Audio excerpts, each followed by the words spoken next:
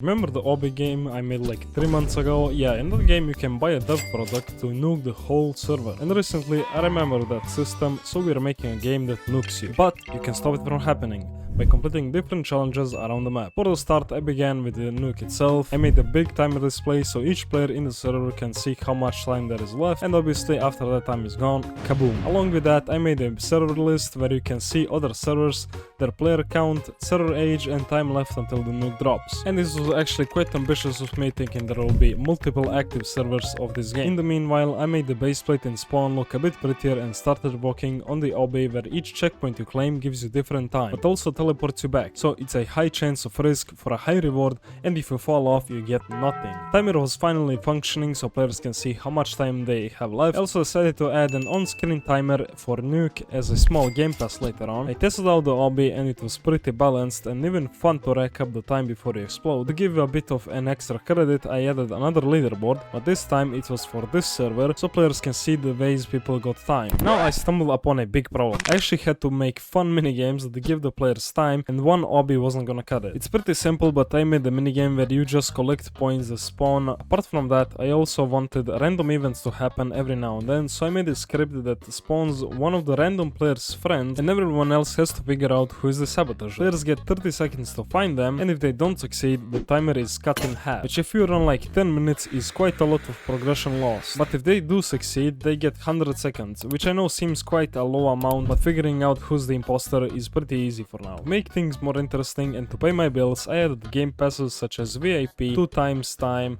and auto time. I think they're for the most part pretty self-explanatory, but VIP gives you access to secret items and places, and also gives you 1.5 more time. And to make it even better, all of these are stackable, meaning if you have 2x time and VIP, you'd get 2.5 times more the time. I decided to add another minigame and a launch place, as well as these cubes that can give you items for seconds. For now there's only 3 cubes: good cube, trade cube, and you guessed it, an evil cube. Good cube basically gives you 30 seconds each 3 minutes. Trade cube gives you a chance to get 0 to 30 seconds if you pay 5 seconds, so it's basically kind of a gambling system. And evil cube is for the players that want to troll others. If you pay 500 seconds of your time, it takes away third of the server's time. So if you've spent long time in the game and racked up 1500 seconds, you can end one whole server. And for a while I was confused, not realizing that the game pass stacking works even if you use that troll ability, but I felt like it was too much power, so for now I will disable it. Maybe in the future, if the game gets players, we can create more chaos. I tested out the game a bit and it felt pretty good for now, and since I'm the owner, I literally own all the game passes,